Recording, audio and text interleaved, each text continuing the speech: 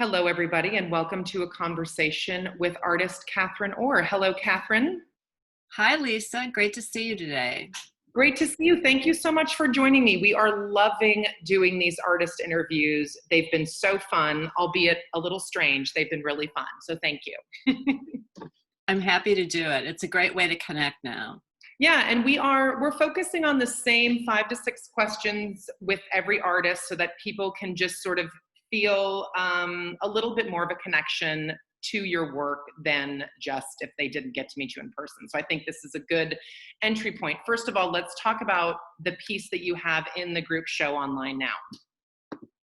It's a watercolor painting called From My Kitchen to Yours, and it literally is that. It is fruit from my kitchen. I've been doing a lot of cooking and baking and cleaning, like more cleaning than I've ever done in my life.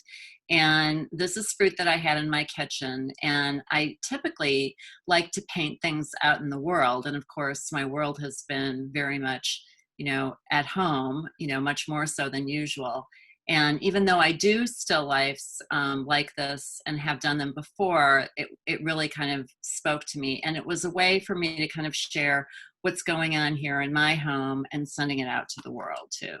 And so what's the dimension of it? It's 12 by 12, and there's also a 2-inch mat on either side, so it ends up being 14 by 14.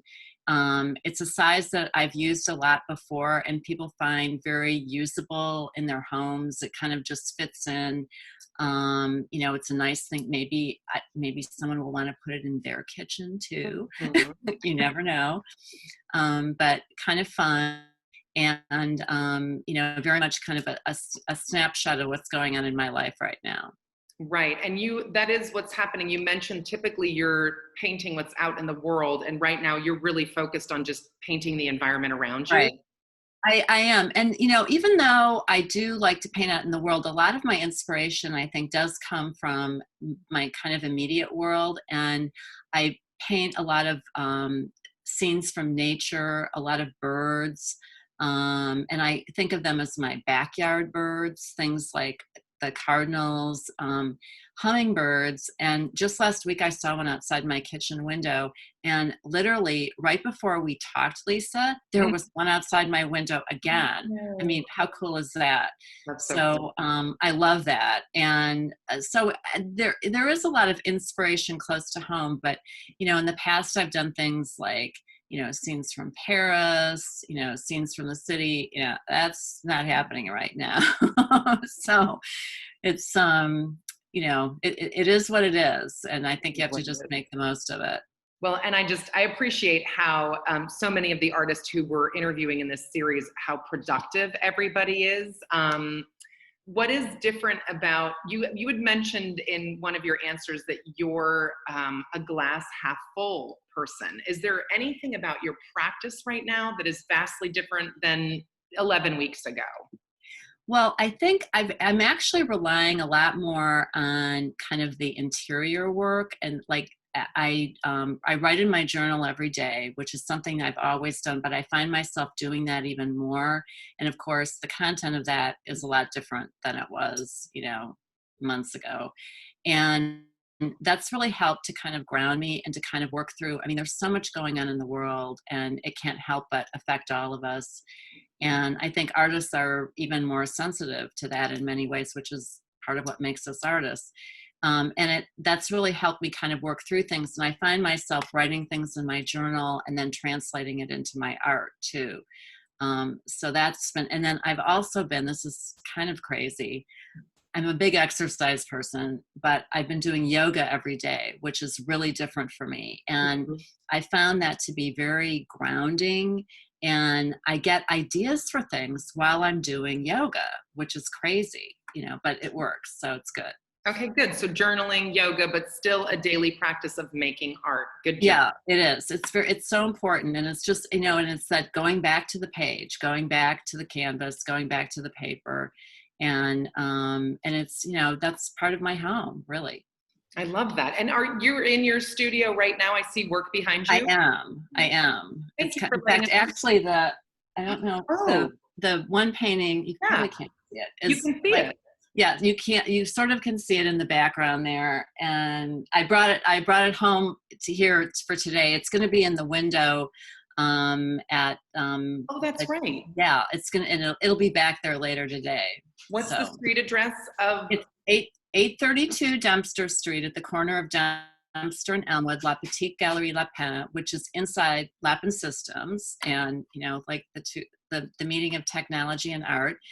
And it'll be in the window as part, for the month, but also part of, Evanston Art Connects too. Excellent. That's right. And that's an artsy little block. There's lots of windows with art installations, but your art features predominantly there year round, and it's fun to walk by and see all that's on your canvas. Okay, so are you doing fine without the humans? Are you doing fine in shelter in, or are you like dying to go to an art party? Well, I go through phases. I mean, sometimes I'm fine. And then sometimes I'm like, okay, I'm done with this. I want to be with other people. I want to, I think one of the things that's really hard is that it's not even just seeing other people, but it's being with them and, and like the touching other people. I mean, I'm here with my husband, so that's great. But, it's just, and I think that some of that we're not going to have for a long time.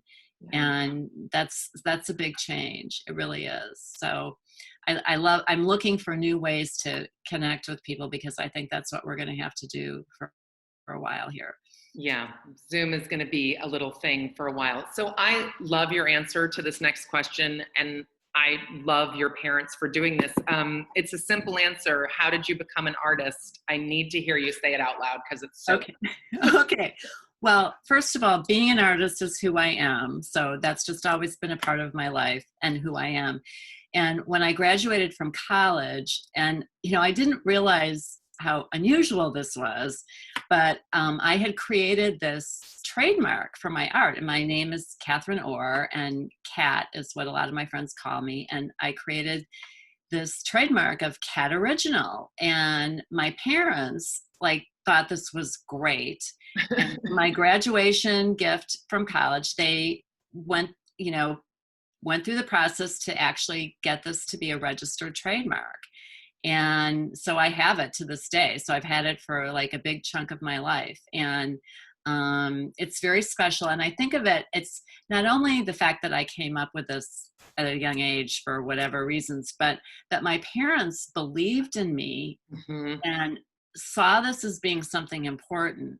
And it's like a gift, really. It is a gift. It's a gift that, they gave to me to really show that they believed in me as an artist. And so it's kind of fun. And to help you also, connect the business, because I think a lot of artists struggle with how to, get the business side of things going. And I just love that your parents were like, great, Anya, that you can make, but there's also this other part of it. And I just think that's such a fun approach. Yeah, no, it's great. It is. It's like, and I think that I did that at that stage of my life. I mean, it's kind of, I look back now and I'm like, oh, wow. But it's kind of fun. And it does give me that sense of the business side of it too, which is something that, not every artist has. So it's good. I love it. Okay. And then last question, who are your inspirations, either currently, back in the day? Like, what's inspiring you to make? Wow. That's kind of a tough question for me, because I think of it as being more of a what answer than a who answer. And it really is the world around me, the experiences around me, and this idea of seeing and listening with your heart. My mother, in her later years, lost her sight. She had macular degeneration, and it kind of brought home to me how not only, as an artist, how important sight is, but there are many ways to see. And so you don't just see with your eyes, you see with your heart. And, that's so important. And that's what I really try to do with my art. That's my inspiration. Thank you, Katherine. That's so beautiful. That's awesome. Well, thank you. Okay, well, we will share this interview across all of our channels, and we have a little graphic that's got a mini photo of you and then a big photo of your art so people can see the talent behind the beautiful painting. And we're so grateful for your time today. Thank you. Great, thank you. Thank you for the opportunity.